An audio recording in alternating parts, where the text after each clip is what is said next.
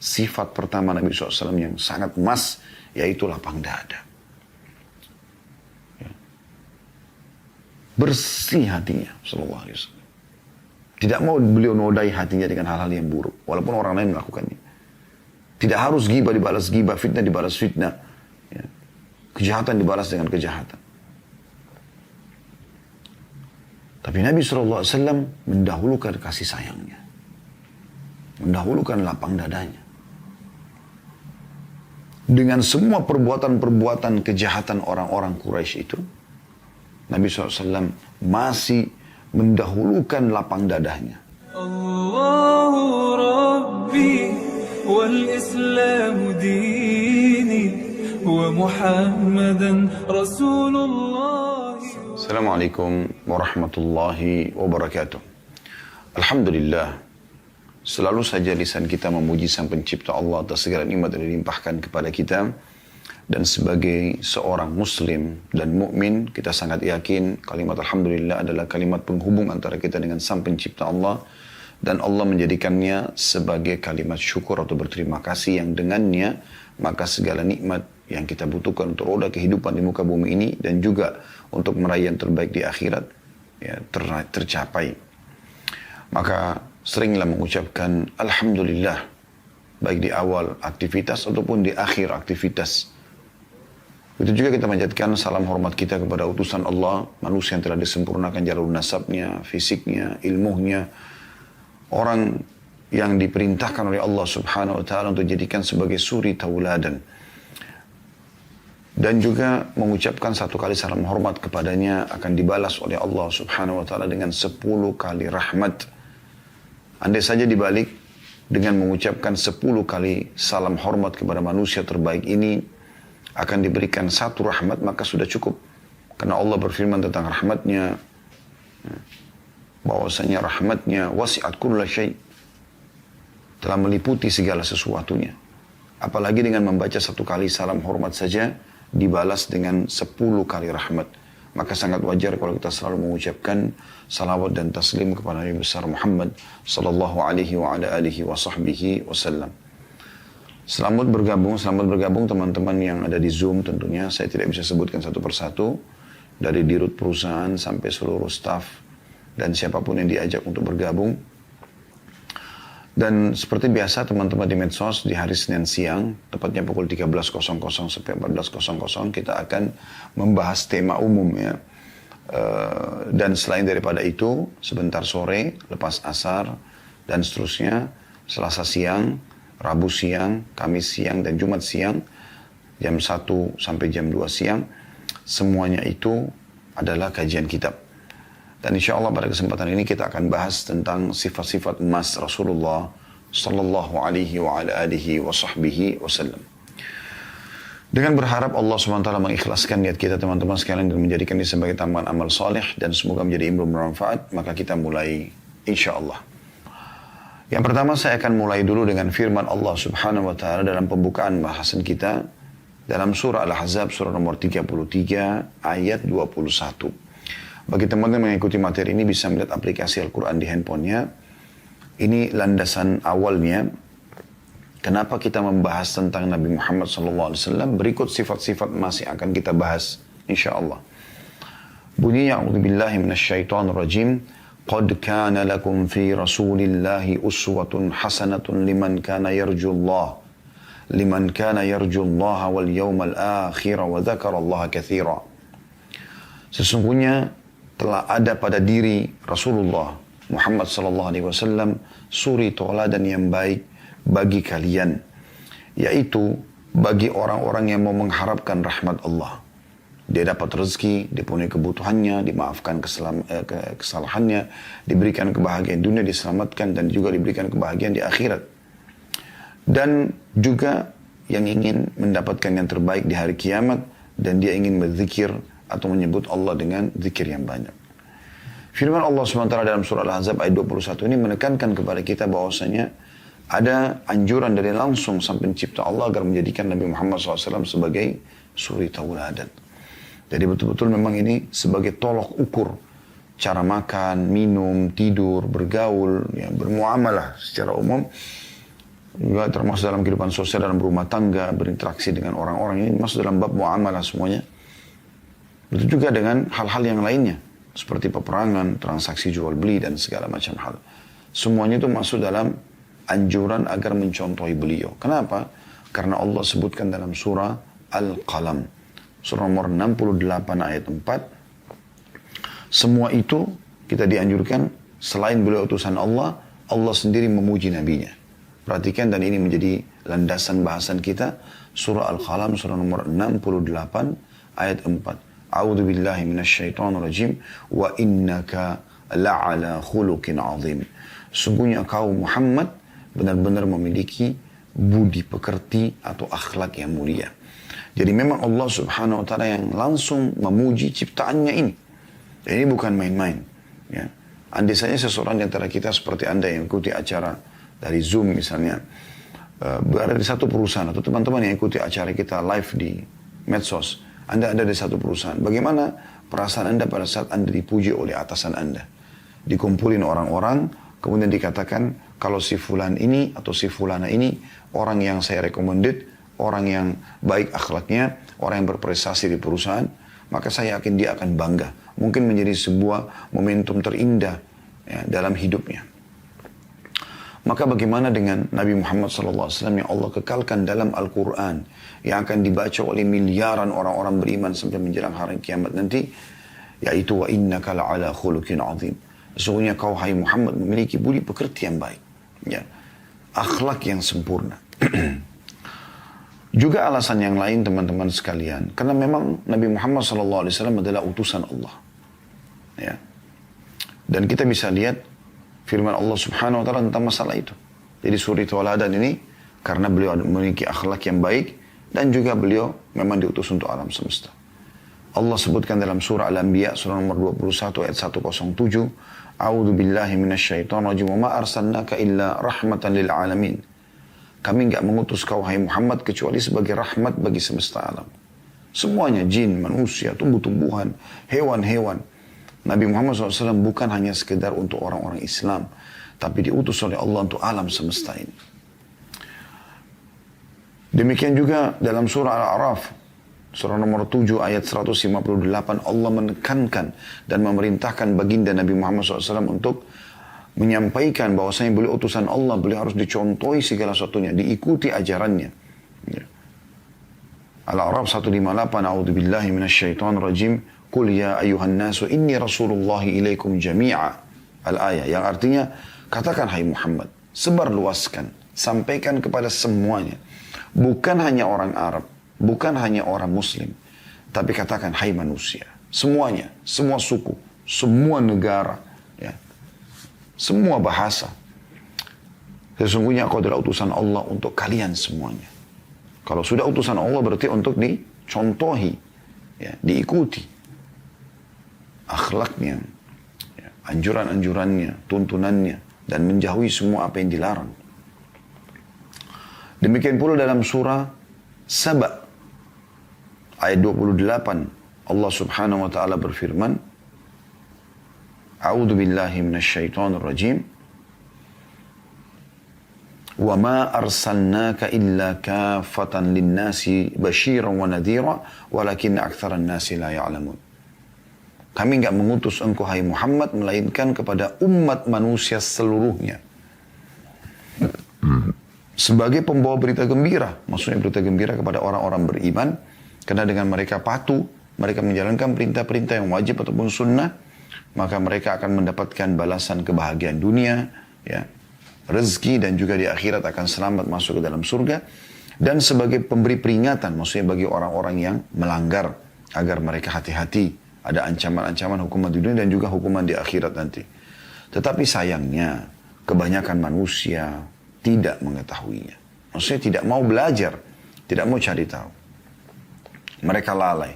Tapi saksi bahasan kita, kami tidak mengutus ke engkau hai Muhammad kecuali untuk alam semesta. Memang untuk menjadi contoh. Nah ini yang masih luput dari banyak kaum muslimin teman-teman sekalian. Kita masih menganggap Nabi Muhammad SAW adalah untuk kita saja. Sehingga Kita pun kalau beriman pada risalah beliau, kemudian kita contohi akhlak-akhlaknya, kita terapkan syariat yang dibawa oleh beliau, kita menginjakan tuntunan atau anjurannya atau perintahnya dan kita tinggalkan larangannya, maka sebatas itu saja. Seakan-akan hanya untuk umat Islam. Tidak.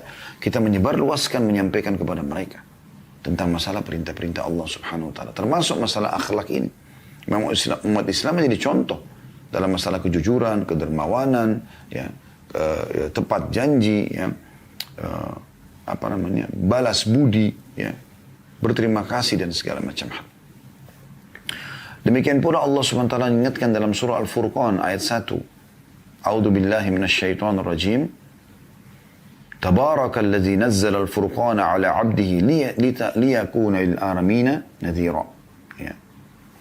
Segala puji atau maha suci Allah yang telah menurunkan Al-Furqan atau Al-Quran kepada hambanya Muhammad sallallahu alaihi wasallam. Untuk apa?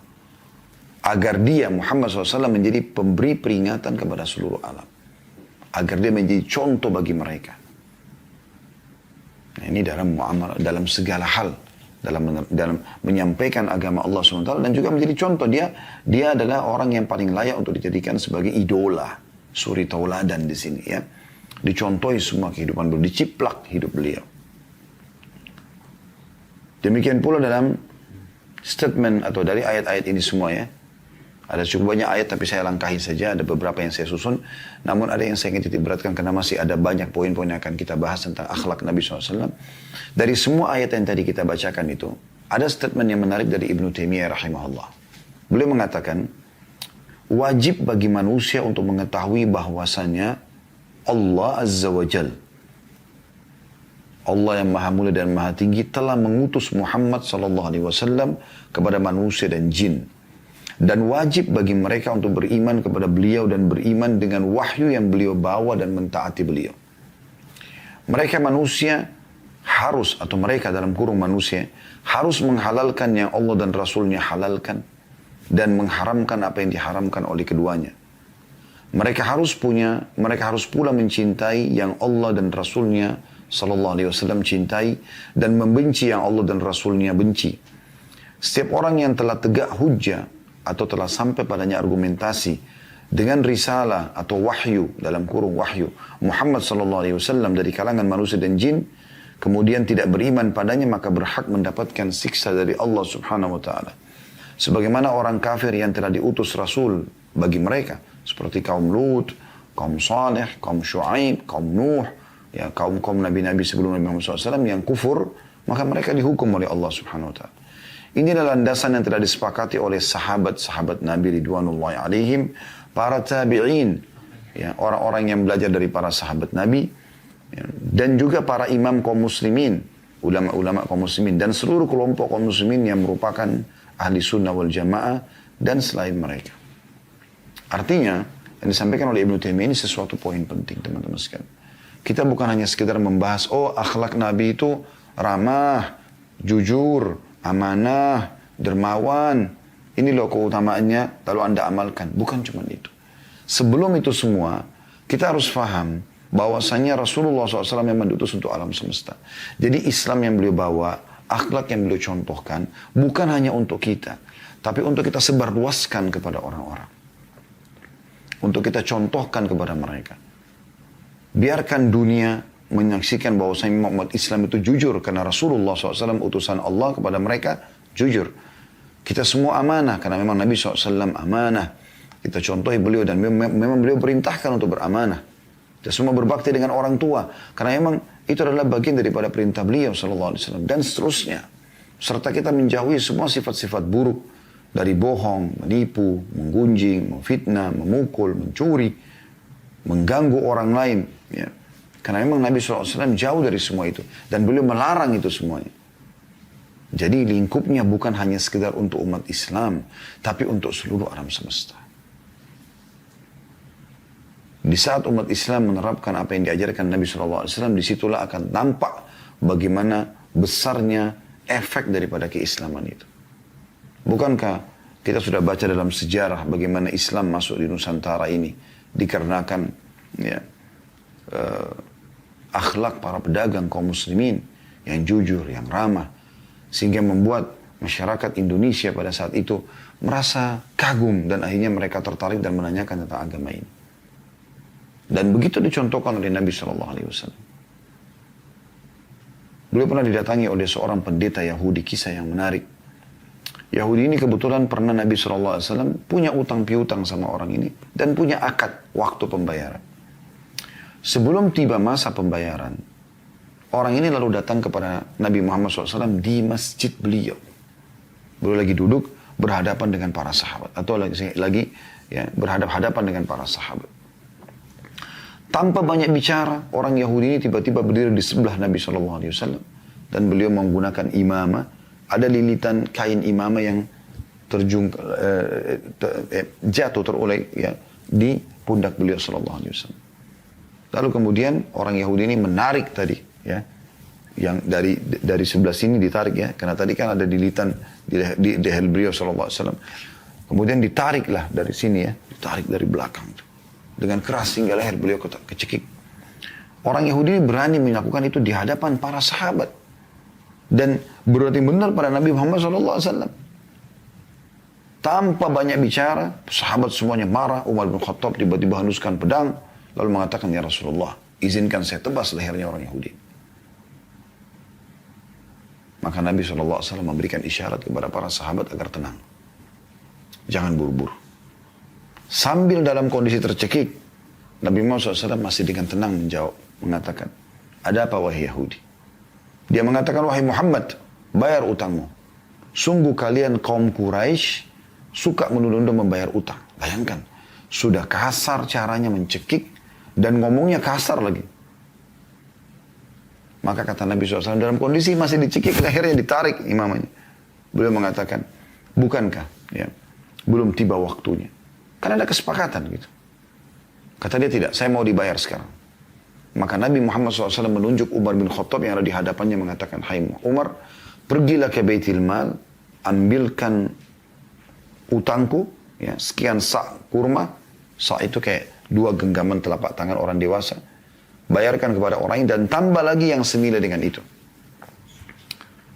Kata Umar, ya Rasulullah, kalau yang awal hutang Anda, tapi yang kedua untuk apa kasih ke orang ini?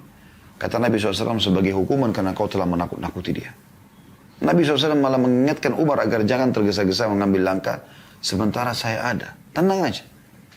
Nabi SAW mampu membunuh orang itu seketika, karena setiap nabi-nabi diberikan kekuatan 10 orang laki-laki. Tapi beliau luar biasa dalam masalah ini. Setelah itu orang Yahudi itu jalan bersama Umar ke Baitul Mal. Umar dengan marah pada orang Yahudi ini. Kemudian beliau, ya, Umar mengumpulkan utang-utang Nabi SAW. Pada saat selesai, dia baru membungkus lagi tambahan daripada nilai ya, yang Nabi SAW perintahkan. Maka Yahudi tersebut mengatakan, tidak usah hai Umar. Kata Umar, itu bukan urusan kamu. Saya diperintahkan oleh Nabi SAW. Dia mengatakan, hai Umar, apa kau tahu siapa saya? Kata Umar, saya tidak mau tahu siapa kamu. Karena Umar sangat jengkel dengan orang ini. Maka dia pun berkata, saya Fulan bin Fulan. Namanya ini ternyata nama seorang pendeta Yahudi yang sangat terkenal. Sudah lama mau masuk Islam gitu. Tapi Umar belum pernah lihat orangnya. Karena zaman dulu kan orang tidak ada foto, tidak ada segala macam. Maka kata Umar, apa kau benar dia? Dia bilang, iya. Lalu kata Umar, kenapa kau lakukan itu? Sementara kau tahu ini adalah Rasulullah SAW. Apa kata Yahudi tersebut? Hai Umar, apa kau kira saya ini orang gila? Coba renungi. Saya datang ke masjid kalian. Saya cekik Nabi kalian. Saya berkata kasar dengan Nabi kalian. Coba bayangkan. Saya udah tahu konsekuensinya. Saya akan mempertaruhkan nyawa saya ini. Saya akan bisa dibunuh dengan ini. Tapi tentu ada alasan kenapa saya kerjakan itu, hai Umar. Apa kau tidak mau tahu apa sebabnya? Kata Umar, baik, saya mau tahu apa sebabnya. Karena memang ini buat penasaran gitu. Maka kata Yahudi tersebut apa? Ya. Dia mengatakan, hai Umar, saya telah menemukan semua sifat kenabian pada diri Muhammad SAW yang disebutkan dalam, ya, pada diri Muhammad yang telah disebutkan dalam Taurat. Tinggal satu yang belum saya buktikan. Semua sudah mirip, sudah sama. Tinggal satu, yaitu ghalaba hilmuhu ghadabuh. Kasih sayangnya mengalahkan sifat emosinya. Dan tadi aku lakukan itu untuk itu sebenarnya.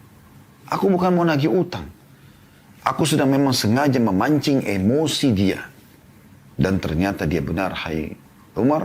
Dan saya mengucapkan asyhadu an la ilaha illallah wa asyhadu anna Muhammad Rasulullah. Orang Yahudi ini masuk Islam kenapa? Karena akhlak Nabi SAW. Itulah sebabnya kenapa Nabi SAW juga mengatakan dalam hadis-hadis yang sahih, innama bu'ithtu liutammima makarimal akhlak.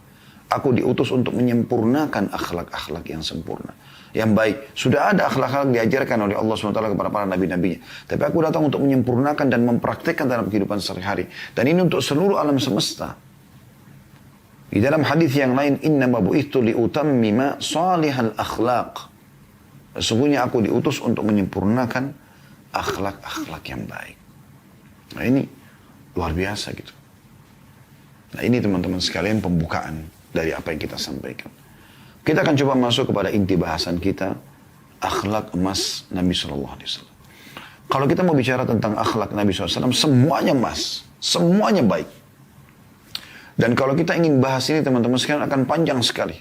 Anda kalau ingin lebih banyak mendengarkan bagaimana akhlak beliau, Anda bisa ikuti kajian Sirah Nabawi kami. Ya, sudah lengkap insya Allah di playlist YouTube. Ada puluhan serial Anda bisa dengarkan. Ya, satu kali pertemuan mungkin sekitar 2 sampai 2,5 jam gitu. Anda bisa lowongkan mungkin dalam 1 bulan, 2 bulan Anda bisa selesaikan kalau tiap hari Anda dengar. Anda akan terkagum-kagum melihat bagaimana kehidupan sehari-hari Nabi SAW. Bagaimana akhlak beliau. Saya akan mulai teman-teman sekalian dengan kelapangan dada dan ya, bersihnya hati beliau sallallahu alaihi wasallam. Saya kadang-kadang merenungi teman-teman sekalian riwayat-riwayat misalnya tentang penyebutan kalau Nabi sallallahu alaihi wasallam itu pada saat beliau wafat di umur 63 tahun, beliau tidak memiliki uban di kepalanya ataupun di jenggotnya kecuali 2-3 lembar. Coba dia bisa bayangkan. Hitam semua. Di umur 63 tahun. Siapa di waktu kita sekarang umur 63 tahun tidak ada ubannya? Ternyata teman-teman sekalian saya coba telusuri terus kehidupan baginda Nabi SAW. Saya sangat kagum dan saya mengidolakan beliau SAW. Semoga kita semua termasuk itu. Karena emang luar biasa manusia ini. Luar biasa gitu. Buah tidak akan jauh dari pohonnya teman-teman sekalian. Kalau Anda contohin Nabi SAW, Anda tidak akan jauh dengan beliau. Di dunia Anda ikuti penuhi, di akhirat Anda akan bersama beliau SAW. Karena kita ikutin ajarannya. Gitu. Sebagaimana orang kalau ikutin orang-orang yang jahat, orang fasik, maka dia akan sama dengan orang-orang itu. Ternyata teman-teman sekalian kata kuncinya, bersihnya hati beliau. Tidak ada dendam. Tidak ada membalas kejahatan dengan kejahatan. Orang benci beliau, beliau balas dengan kasih sayang. Beliau balas dengan cinta. Beliau tahu orang ini lakukan karena belum tahu. Dan beliau sudah tahu. Bahkan beliau sudah diperlihatkan surga dan neraka. Statement Abdullah bin Mas'ud yang paling menarik dalam masalah ini, beliau mengatakan, Allah Azza wa Jal, Allah yang maha tinggi dan maha mulia dan maha tinggi telah melihat hati hamba-hambanya, maka dia pun menemukan hati yang paling bersih adalah hati Muhammad SAW. Maka dijadikanlah beliau sebagai Nabi penutup. Lalu Allah melihat hati setelah Nabi Muhammad SAW yang paling bersih adalah hati para sahabatnya. Maka dijadikanlah mereka para pendamping-pendamping Nabi Muhammad SAW. Ya. Saya tidak tahu teman-teman sekarang kalau kita hidup di zaman Nabi SAW dulu kita menjadi orang kafir atau orang munafik ataupun orang beriman. Gak mudah beriman di masa itu. Sekarang saja Al-Quran sudah sempurna, ada terjemahannya, pengajian di mana-mana, para ustadz, para ulama, para dai menyampaikan agama. Masih banyak yang membenci agama, masih banyak yang jauh dari agama. Bagaimana kalau mereka-mereka hidup di fase Mekah?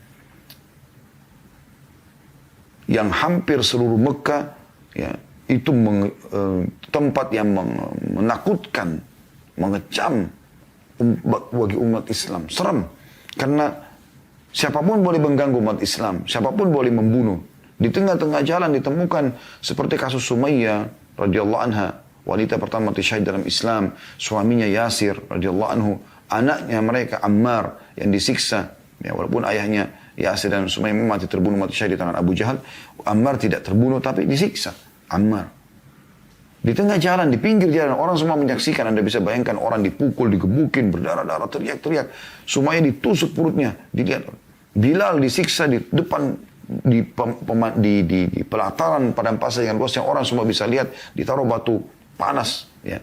Khabbab bin Arad radhiyallahu anhu ditaruh batu-batu panas tajam, diseret sampai dari tulang belakang, di belakang, sebelah tulang belakang di punggung belakang, bagian belakang itu lubang berwarna hitam dan hangus gitu sampai ke tulang ekornya. Dan itu berbekas seumur hidupnya radhiyallahu anhu. Dan sekian banyak sahabat Abdullah bin Mas'ud yang digebuki sampai berdarah-darah depan Ka'bah karena mengaji membaca Al-Quran. Nabi Muhammad SAW sendiri, ya, beliau lagi sholat ditumpahkan kotoran unta di atas kepalanya. Beliau lagi sholat diinjak wajah beliau, ya, batang lehernya diinjak. Sampai beliau mengatakan saya sampai susah bernafas gitu. Tapi subhanallah, semua itu teman-teman tidak membuat hati Nabi SAW dendam dengan orang manusia. Suci, bersih hatinya. Bersih sekali. Setelah kurang lebih hampir 10 tahun atau pas 10 tahun berdakwah di kota Mekah, ditolak dakwanya. Dan yang beriman hanya 153 orang, 83 orang ke hijrah ke Ethiopia karena tersiksa di Mekah, sisa 70 orang bersama Nabi SAW di Mekah. Nabi SAW sudah lihat Quraisy kayaknya 10 tahun didakwai setiap hari. Yang ada cuma ejekan, penyihir, penyamun, apalah segala macam. Setiap orang tanya tentang Nabi SAW digebukin. Jadi semua orang Mekah membenci Nabi SAW. Ditanamkan oleh tokoh-tokoh Quraisy masalah itu. Dan orang kalau dari luar bertanya, digebukin. Coba Anda bayangkan. Maka Nabi SAW ingin mencari tempat lokasi baru. Pergi cari lokasi baru. Maka yang paling dekat dengan Mekah adalah kota Taif.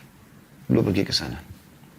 Setelah tiba di sana, rupanya karena Nabi SAW jalan kaki, Abu Lahab, paman kandungnya sendiri, tahu Nabi SAW akan menuju ke kota Taif, maka dia lebih dulu ke sana pakai kuda, nunggangi kuda, sebelum dia sampaikan kepada tokoh-tokoh pemimpin kota Taif, kalau akan datang nanti berapa hari kemudian, ponakan saya sendiri. Itu mengaku Nabi, dia pendusta, dia penyihir, jangan percaya. Maka tentu saja karena ini Abu Lahab tokoh Mekah, tokoh-tokoh Taif juga mendengar itu. Maka yang terjadi adalah pada saat itu, semuanya teman-teman sekalian menolak. Begitu Nabi SAW tiba, mendakwai mereka, yang pertama penolakan. Tidak cukup sampai di situ. Setelah ditolak, maka pada saat Nabi SAW mau keluar dari kota Taif, maka pemimpin Taif ini mengatakan kepada masyarakatnya, lempari Muhammad dengan batu. Maka mereka semua pegang batu, ya laki-laki, ya perempuan, ya anak kecil, ya orang tua, pegang batu, dan semuanya ramai-ramai melempari kaki Nabi SAW yang sedang diangkat. Anda bisa bayangkan sakitnya. Turun dalam kondisi sudah luka karena banyak batu. Ya, satu kota ini. Kanan dilempari pada saat diangkat, sudah kesakitan diturunkan. Yang kiri diangkat, dilempar lagi. Begitu terus, sampai beliau keluar dari kota Taif. Itu satu kota ini bukan main-main gitu. Saya tidak bisa bayangkan bagaimana luar biasa lapang dadanya beliau sallallahu alaihi wasallam. Luar biasa gitu. Setelah keluar dari pintu gerbang kota Taif, ditutup pintu gerbangnya. Dalam kondisi keringatan di siang hari, panas, luka-luka. Beliau sudah tidak tahu secara manusia harus kemana. Di Mekah ditolak, di Taif ditolak. Pada saat itu betul-betul tidak tahu harus kemana. Ya. Maka beliau pun duduk di bawah sebuah pohon lalu berbicara dengan Allah Tuhannya. Ya Allah, kemanakah engkau akan arahkan hidupku? Karena beliau belum tahu. Gitu. Ke sebuah masa depan yang belum jelaskah? Atau ke musuh yang akan menggangguku? Karena di Mekah tolak, di Taif ditolak. Lalu mau kemana lagi nih? Gitu. Tapi kalau seandainya engkau tidak marah padaku, ya Allah, aku tidak peduli. Maka di saat itu Allah Subhanahu wa taala mendengarkan doa Nabi Muhammad SAW dan keluhannya, diutus Jibril bersama dengan malaikat gunung yang ngurus gunung-gunung semua di muka bumi ini. Lalu kemudian kata Jibril, hai Muhammad, Tuhanmu telah mendengar keluhanmu dan ketahuilah bersamaku sekarang malaikat yang khusus mengurus gunung-gunung. Perintahkan saja sama dia agar gunung-gunung dua kota ini, Mekah dan Taif ini, semuanya disatuin, hancur lebur sejarahnya dua kota ini. Habis ceritanya. karena nolak dakwamu. Dan ketahuilah, setelah itu pun dakwamu akan tersebar. Atau opsi lainnya, kau bersabar, berlapang dada, ya. Dan juga dakwamu akan tersebar. Apa kata Nabi SAW? Boleh bisa saja kalau cuma kayak kita, dendam. Kadang-kadang kita subhanallah orang yang tidak mau bayar utang aja, udah kita minta supaya Allah hancurin, supaya Allah binasakan. Orang cuma fitnah kita, langsung kita minta binasakan. Bagaimana dengan keadaan Nabi SAW yang luar biasa? Maka beliau mengatakan, aku memilih agar memaafkan mereka. Dan semoga aku berharap Allah keluarkan dari keturunan mereka orang yang beriman kepada Allah. Dan subhanallah betul. Satu kota Taif beriman kepada Nabi SAW setelah pembebasan kota Makkah dan setelah perang Hunain. Dan keluar orang-orang yang luar biasa dari kota Taif. Di antaranya yang paling masyhur adalah Abdurrahman ibn Sakhr atau dikenal dengan Abu Hurairah. Perawi hadis yang paling banyak dari kalangan laki-laki. Dari Mekah, Abu Jahal, orang yang paling benci Nabi Muhammad SAW, dikenal dengan Fir'aun umat ini, keluar Ikrimah bin Abi Jahal. Orang yang tadinya kafir, tapi akhirnya beriman setelah pembebasan kota Mekah. Dari Umayyah bin Khalaf, lahir Safwan, benci juga Islam, tapi akhirnya beriman kepada Nabi SAW. Abu Sufyan sendiri, dengan istrinya Hindun yang membenci Islam, bahkan memimpin peperangan Uhud, masuk Islam pembebasan kota Mekah. Dari Al-As bin Wa'il, orang yang sangat membenci Nabi SAW dan Islam, keluar Amr bin As radhiyallahu anhu. Ya. Dan terus begitu. Begitu luar biasanya kebersihan hati beliau sallallahu alaihi wasallam. Suka agar orang mendapatkan hidayah. Bukan hanya hancurin saja, binasakan saja. Sekarang teman-teman saya bahasakan. Atau tanyakan diri saya terutama dan kemudian Anda sekalian. Kalau seandainya ada orang berbuat jahat sama kita, lalu kita mengatakan, ada dua opsi. Yang pertama Anda mengatakan, ya Allah binasakan dia, ya Allah patahkan kakinya, ya Allah puntungkan, ya Allah ini, ya Allah itu, adab dia misal. Itu apa? Murni dendam kan? Baik, Allah kabulkan karena anda terzalimi. Selesai. Apa yang Anda dapatkan? Nggak ada. Binasanya orang itu saja. Itu opsi. Anda punya hak untuk itu. Dan Anda mustajab doa karena Anda terzalimi. Tapi opsi yang kedua, coba Anda pikirkan baik-baik. Ini yang sedang menjadi poin sifat pertama Nabi SAW yang sangat emas, yaitu lapang dada. Ya. Bersih hatinya, sallallahu alaihi wasallam. Tidak mau beliau nodai hatinya dengan hal-hal yang buruk, walaupun orang lain melakukannya. Tidak harus ghibah dibalas ghibah, fitnah dibalas fitnah. Ya. Kejahatan dibalas dengan kejahatan. Tapi Nabi SAW mendahulukan kasih sayangnya. Mendahulukan lapang dadanya. Dengan semua perbuatan-perbuatan kejahatan orang-orang Quraisy itu, Nabi SAW masih mendahulukan lapang dadanya. Kita hubungkan ini dengan sifat yang kedua, yaitu pemaaf. Tentu ini umum, pemaaf. Tapi Nabi SAW ini luar biasa pemaafannya. Tadi diantaranya adalah kasus Mekah dan Taif yang Nabi SAW tidak mau hancurkan. Tapi ada juga yang masuk dalam masalah pemaafan ini. Tentu tadi itu lapang dada ya. Ini pemaafan ini seperti kasus pada saat ya, pembebasan kota Mekah. Beliau luar biasa di dalam masalah ini. Ya. Waktu beliau akan masuk ke kota Mekah, beliau menyampaikan kepada pasukannya tidak boleh ada yang membunuh. Tidak boleh ada pertumpahan darah. Kecuali 10 orang. 10 orang ini boleh dibunuh.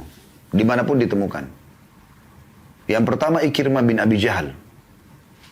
Karena ini memang bersama dengan ayahnya membenci Islam. Abu Jahal, anaknya Abu Jahal. Tapi nanti dia masuk Islam ini orang. Ya. Ini yang kita masukkan dalam masalah pemaafan. Dan dia termasuk yang ikut serta dalam pencorengan kesepakatan Hudaybiyah. Jadi ada kesepakatan Hudaybiyah teman-teman sekalian. Kesepakatan agar umat Islam tidak berperang sama Quraisy 10 tahun. Dan pada saat itu masuk dalam sekutu Quraisy, suku Bakar, dan masuk dalam sekutu Muslimin, suku Khuza'ah. Nah dua suku ini, suku Bakar sama suku Khuza'ah, dari dulu perang-perangan terus nih. Pada saat terjadi kesepakatan Hudaybiyah, maka dua-duanya ikut dalam kesepakatan itu. Berarti dua-dua juga ikut damai gitu. Ternyata pada saat suku Khuza'ah lagi di Mekah, sebagian mereka, suku Bakar berkhianat. Intinya memerangi mereka dan terbunuhlah kurang lebih 20-23 orang dari suku Khuza'ah. Dan termasuk yang ikut serta adalah Ikrimah bin Abi Jahal dalam pengkhianatan itu. Tapi apa yang terjadi teman-teman sekalian? Ikrimah pada saat pembebasan kota Mekah, pasukan muslimin sudah masuk, ya. Lari dia ke Jeddah, kota Jeddah sekarang, ya. Kemudian naik kapal ingin ke Ethiopia. Di tengah lautan subhanallah, Allah datangkan dengan hikmahnya badai, ombak keras menghantam kapal tersebut sehingga goyang dengan keras. Dan di sekitar dia banyak sekali orang-orang yang menyembah berhala seperti dia. Bawa patung-patung kecil Tuhannya. Wahai Tuhan, selamatkan kami. Makin keras ombak badai, maka makin kacau pikiran orang-orang tersebut. Dan akhirnya mereka membuang patung-patung yang mereka anggap Tuhan itu. Lalu mereka mengangkat tangan ke langit sambil berdoa kepada Allah. Kata Ikrimah apa? Ya, sungguh inilah yang didakwakan oleh Muhammad. Ternyata patung-patung ini tidak ada manfaatnya sama sekali. Dia pun kembali ke Mekah lalu dia masuk Islam. Tapi bagaimana Nabi SAW menerima Ikrimah ya, sebagai sifat pemahaman beliau. Padahal ini orang yang sudah halal darahnya harus dibunuh pada saat itu. Dan dia sudah melarikan diri di Mekah. Dia kembali sendiri untuk masuk Islam. Sampai Ikrimah terharu. Dia pun langsung mengatakan, wahai Rasulullah. Sambil menangis dia mengatakan, saya akan berinfak sejumlah yang pernah saya infakkan untuk memerangi anda dan kaum muslimin. Dan setiap kali baca Al-Quran, karena dia ngerti dalam bahasa dia, dalam bahasa Quraisy dalam Al-Quran, bahasa Arab Fusha, bahasa Arab yang asli gitu. Dia menangis, dia mengatakan, inilah perkataan Tuhanku yang selama ini aku lalaikan. Dan Ikrimah akhirnya mati syahid dalam salah satu peperangan setelah meninggalnya Nabi SAW. Coba anda bayangkan. Kalau Nabi SAW tidak maafkan pada saat itu, penggal lehernya, selesai. Begitu juga dengan Hindun binti Utbah. Ini istrinya Abu Sufyan. Abu Sufyan sudah masuk Islam sebelum pembebasan kota Mekah. Malamnya, besok pembebasan kota Mekah. Hindun ini tetap benci. Hindun ini yang sempat ya menyuruh Wahsy untuk membunuh Hamzah. Dan dia dengan Wahsy dua-duanya termasuk orang yang wajib untuk dibunuh dari 10 orang itu. Tapi apa yang terjadi teman-teman sekalian? Hindun menyembunyikan dirinya pada saat Mekah sudah takluk di tangan kaum muslimin. Pasukan muslimin 10.000 orang menyebar di seluruh Mekah. Dan pada saat itu yang boleh selamat, ya tidak kena hukuman, hanya yang masuk ke Masjidil Haram atau berada di rumah Abu Sufyan. Karena Abu Sufyan suka kedudukan lagi diberikan ini. Ya, siapa yang masuk ke rumahnya maka aman. Dan siapa yang menutup pintunya, tidak berkeliaran di jalan, maka dia juga akan aman. Ditemukan di jalan berarti jadi tawanan kaum muslimin. Hindun ini bingung dia. Karena dia tahu, dia menyebabkan Hamzah terbunuh. Nabi SAW sangat terpukul pada saat pamannya terbunuh. Kata Umar bin Khattab, saya tidak pernah melihat Nabi SAW menangis terisak-isak seperti dahsyatnya pada saat melihat jenazahnya Hamzah yang dimutilasi. Hidungnya dipotong, dadanya dibelah, jantungnya dicopot. Gitu. Itu luar biasa gitu. Maka Hindun ini pakai cadar, tutup mukanya dengan rapat, lalu nyelip-nyelip di antara wanita-wanita Mekah. Dan dia menemukan ada di satu tenda gitu. Nabi SAW sedang membaiat wanita-wanita Mekah yang masuk Islam gitu. Dia pun nyelip ke situ gitu. Masuk di situ. Maka Nabi SAW mengatakan, saya membaiat kalian, ambil janji setia. Tidak boleh membunuh anak kalian, tidak boleh berzina, tidak boleh ini, tidak boleh. Waktu disebutkan tidak boleh berzina, Hindun nyeletuk. Mengatakan, ya Rasulullah. Gitu kan. Padahal ini wanita sangat benci Islamnya. Dia mengatakan, ya Rasulullah, apakah wanita bebas itu bisa berzina? Karena mereka di Mekah, perzinahan ada. Tetapi wanita bebas selain budak nggak akan berzina, mustahil gitu. Dalam tradisi mereka. Nabi SAW tahu suaranya. Nabi mengatakan Hindun, langsung Hindun mengatakan apa? Asyhadu an la ilaha illallah wa asyhadu anna Muhammad Rasulullah. Syahadat langsung, dia tahu itu keselamatannya. Apa yang terjadi teman-teman? Apakah Nabi bilang, kau bohong, nggak mungkin. Ini yang bunuh paman saya, bunuh saja, dan seterusnya. Nabi SAW senyum. Karena Nabi tahu dia sudah mengucapkan kalimat yang karena itulah Nabi SAW diutus. Dan itu keselamatan. Maka beliau memaafkan Hindun dan menerima keislamannya. Begitu juga dengan Wahsy. Salah satu dari 10 orang yang diancam harus dibunuh. Dia melarikan diri dari Mekah. Akhirnya dia masuk Islam setelah itu. Dan Nabi SAW terima keislamannya. Yang keempat ada Abdullah bin Sa'ad bin Abi Syarh. Ya. Ini orang penulis sepupunya Utsman bin Affan. Dia ya masuk Islam, pura-pura masuk Islam, datang ke Madinah, kemudian apa? Dia menjadi penulis wahyu karena dia bisa menulis. Sampai dia sudah banyak nulis wahyu, ya, ayat-ayat Al-Quran yang turun, kemudian dia tiba-tiba pulang ke Mekah dan dia menyatakan murtad dari Islam. Murtad dari Islam. Bayangkan. Dan dia mengatakan semua yang Muhammad tulis itu yang saya tulis semuanya saya palsukan. Tapi Nabi SAW punya wahyu. Nabi SAW mengatakan demi Allah dia telah dusta. Ini juga salah satu yang wajib dibunuh pada saat pasukan masuk dari 10 orang itu. Tapi terakhir Utsman bin Affan mencari sepupunya ini dan menemukan dia di rumahnya. Lalu membawanya di hadapan Nabi SAW dan meminta agar Nabi memaafkannya. Dan Nabi SAW memaafkan. Akhirnya masuk Islam lagi. Yang kelima Safwan bin Umayyah bin Khalaf. Umayyah bin Khalaf ini pimpinan Quraisy sama dengan Abu Jahal yang meninggal di Badr, yang benci sekali dengan Islam gitu. Umayyah bin Khalaf ini majikannya Bilal, ya. Anaknya namanya Safwan. Juga sama, ini ikut dengan Ikrimah dalam pengkhianatan tadi pembunuhan beberapa orang suku Khuza'ah gitu kan. Tapi akhirnya dia pun ya minta maaf dan masuk Islam dan Nabi SAW terima. Ya. Begitu juga dengan Muqais atau Mikyas bin Subabah. Sama juga yang orang ini. Adiknya bernama Qais masuk Islam dan terbunuh secara tidak sengaja di Uhud oleh muslimin. Karena pasukan muslimin pada saat itu kacau. Maka Muqais pura-pura masuk Islam lalu menuntut denda kematian adiknya. Dia syahadat, kemudian dia mengatakan, ya Rasulullah, adik saya dibunuh oleh kaum muslimin waktu dia. Saya minta dibayar. Setelah dia terima dendanya, lalu dia membunuh pembunuh adiknya, kemudian dia kembali ke Mekah dan mengiklankan kemurtadannya. Ya. Namun orang ini sempat dibunuh. Ada 2 orang dari 10 ini yang terbunuh ya. Ini Muqais atau Mikyas, ya.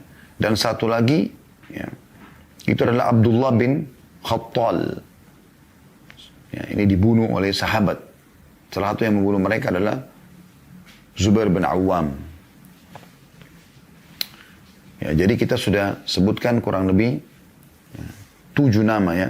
Ikrimah bin Abi Jahal, Hindun binti Utbah, Wahsy, ya, bin Harb, kemudian Abdullah bin Sa'ad bin Abi Syarh, penulis wahyu 4, Safwan bin Umayyah 5, gitu kan. Kemudian Muqais atau Mikyas 6, dan Abdullah bin Khattal yang ke-7. Dan Mikyas ini atau Muqais dan Abdullah yang terbunuh 2 orang ini. Kemudian ada juga penyair yang suka menghina Nabi SAW. Ini nama yang ke-8, Ka'ab bin Zuhair bin Abi Zulmah Al-Muzani. Tapi ini dia masuk Islam lalu dia menyatakan maaf ya Rasulullah. Nabi SAW terima maafnya. Yang ke-9 Habbar bin Aswad bin Muttalib. Ia yang menghadang Zainab anak Nabi SAW saat akan hijrah ke Madinah hingga keguguran gitu. Namun dia masuk Islam. Jadi dia penyebab tergugurkannya kandungannya Zainab. Nah, dia pukul, dia segala macam, dia kejar. Akhirnya cucu Nabi SAW keguguran. Mati. Tapi masuk Islam minta maaf. Nabi SAW maafkan. Yang ke-10 Huwairith bin Nuqaiz. Ya. Dia mencelakakan Fatimah dan Ummu Kalsum radhiyallahu anhuma dari atas untanya Abbas. Ya. Tapi orang ini maaf, ada 3 orang dari 10 ya. Ini Huwairith termasuk terbunuh. Dan ini dibunuh oleh Ali bin Abi Thalib dari 10 orang ini.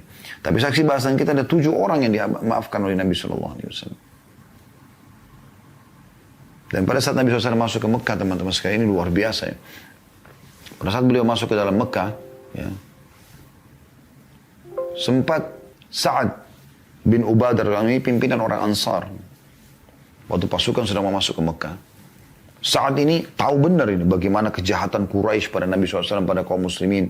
Bagaimana mereka pergi berperang dengan muslimin di Badr. Bagaimana mereka mengepung Madinah di Uhud di tahun 3 Hijriah. Dan kemudian di tahun 5 dengan perang Khandak atau pasukan Ahzab.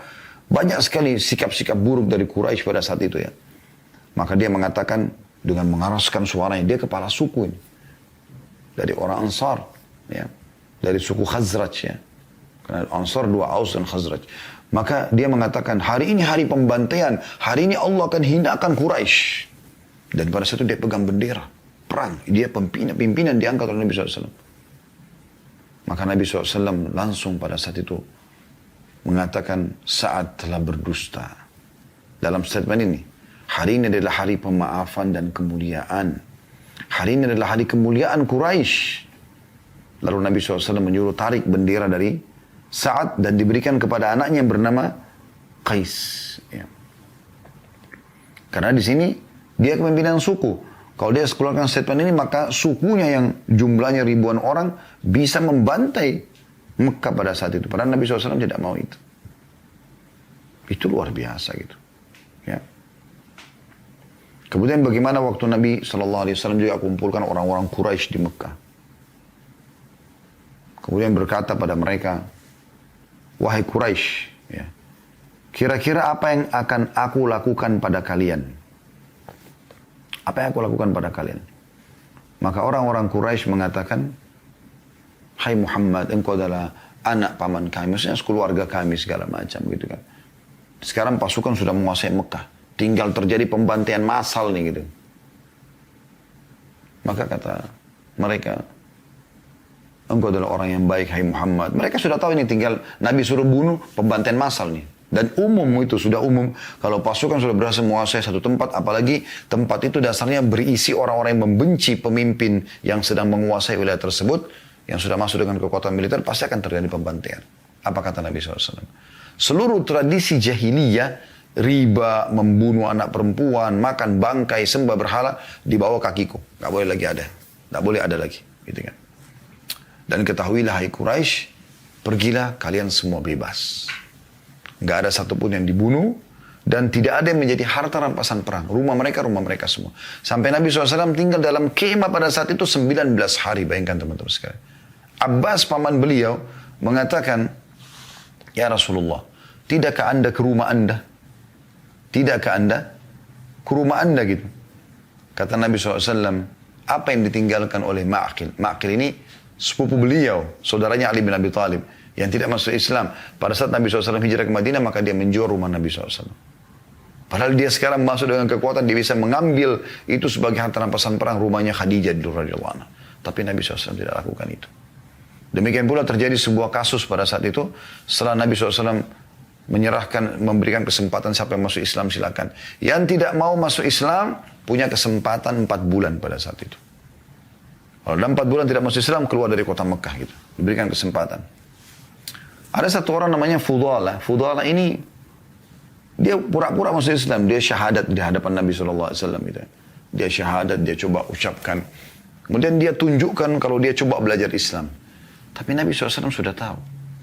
Nabi SAW punya wahyu gitu. Dia menyembunyikan pedang atau sebuah pisau kecil dan dia ingin mendekat dengan Nabi SAW lalu kemudian membunuh Nabi SAW. Maka Nabi SAW pada saat lihat dia lalu mengatakan, apa yang sedang engkau pikirkan dalam dirimu hai Fudalah? Kata dia, beribadah dan istighfar ya Rasulullah. Dia bohong gitu. Kata Nabi SAW, kalau begitu istighfarlah wahai Fudalah.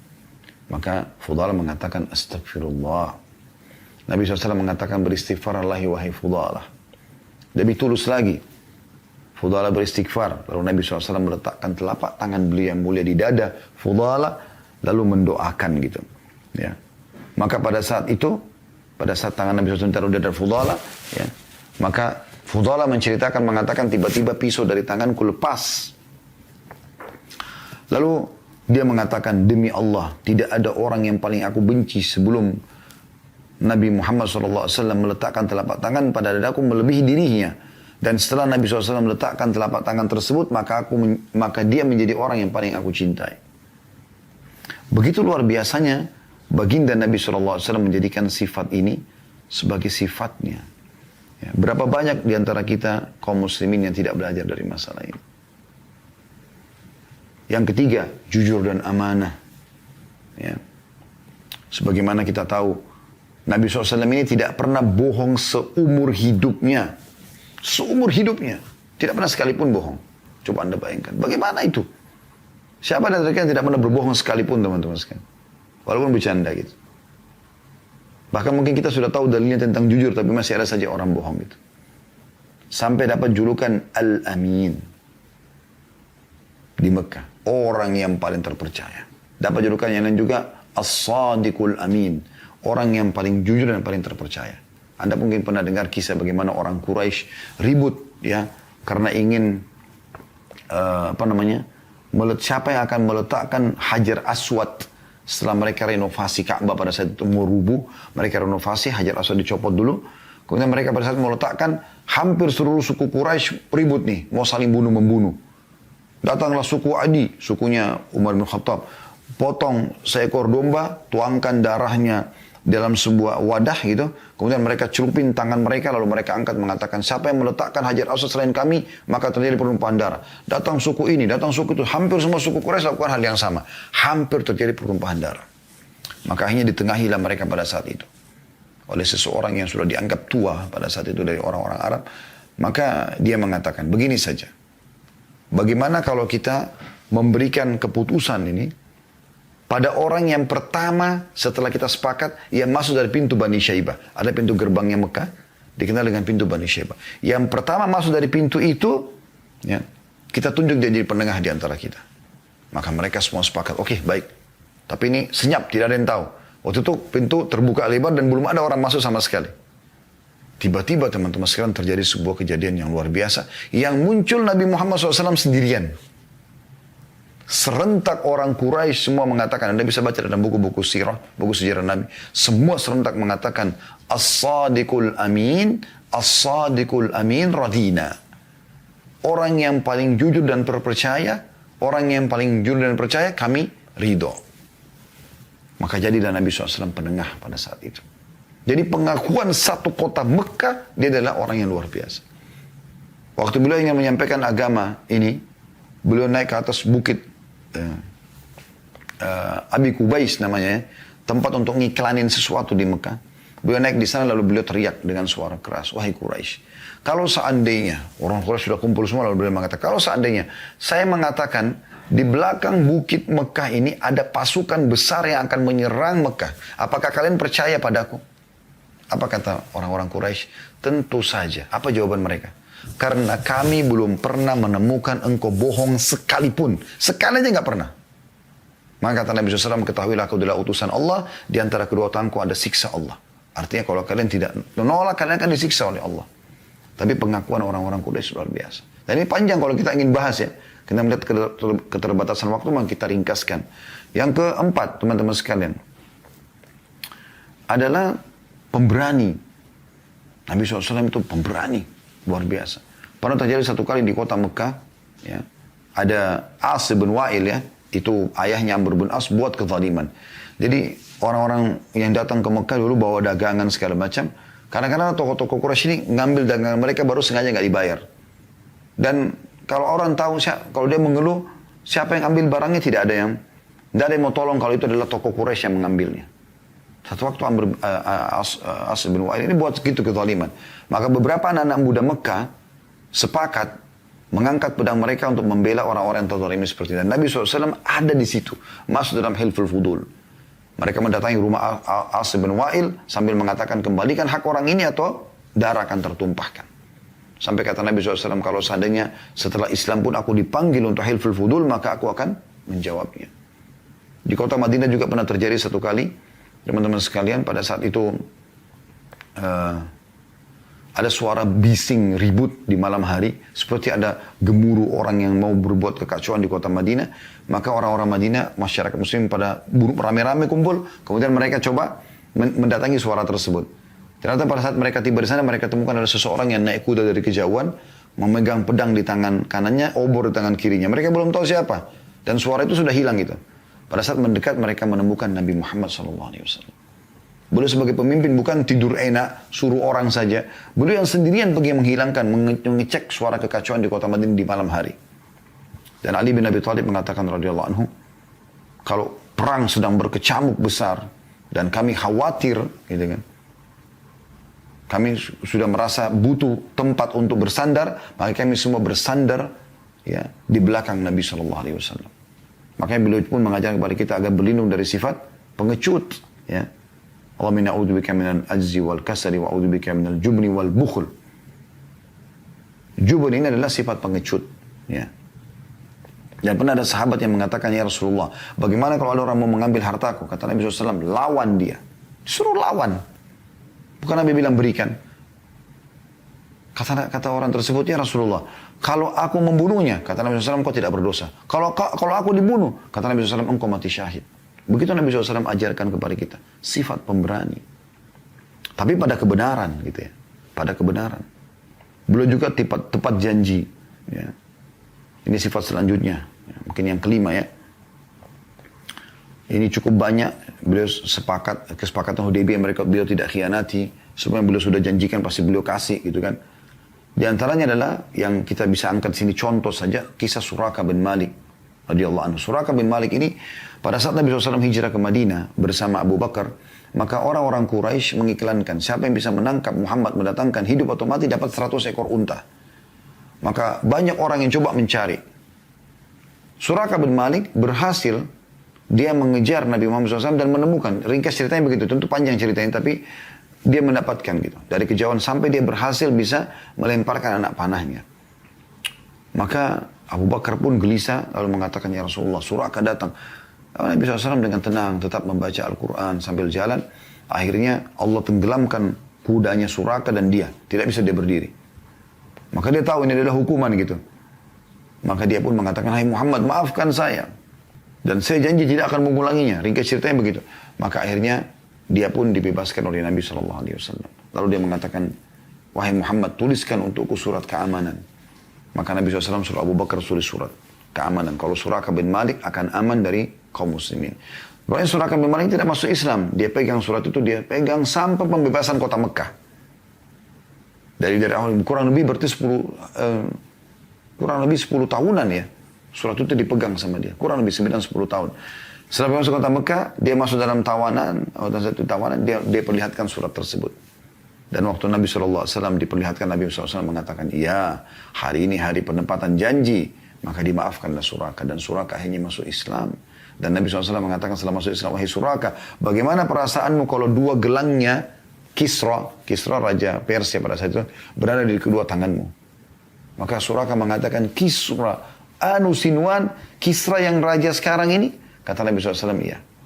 Setelah Nabi SAW meninggal, Abu Bakar meninggal, di zaman Umar bin Khattab, Persia takluk di tangan kaum muslimin. Dan salah satu ganima yang besar adalah barang-barang pribadinya Kisra. Di antaranya gelang emasnya, mahkotanya gitu kan, singasanai dan seterusnya. Nah pada saat Umar bin Khattab lihat Suraka dari Madinah, kata Umar bin Khattab, panggil Suraka bin Malik depan para sahabat. Lalu kata Umar, hai Suraka, apa yang Nabi SAW sampaikan kepadamu pada saat kau mengejar Nabi mau ke Madinah, mau hijrah? Ya. Maaf tadi saya bilang, ini setelah masuk Islam Nabi SAW bilang. Tidak, dia sebelum masuk Islam Nabi sudah janjikan, mengatakan, hai Suraka, bagaimana perasaanmu pada saat dua gelang Kisra dari tanganmu? Dia mengatakan, kekasihku Rasulullah SAW, kata Suraka setelah masuk Islam di zaman Nabi SAW di akhir hidupnya. Dan di zaman Umar dia mengatakan, kekasihku Rasulullah SAW telah bersabda, mengatakan, wahai Suraka, bagaimana perasaanmu pada saat di kedua tanganmu ada gelangnya Kisra? Maka kata Umar, ini kedua gelang Kisra, pakailah dan keliling Madinah, iklankan hadis Nabi itu. Jadi luar biasa gitu. Ya.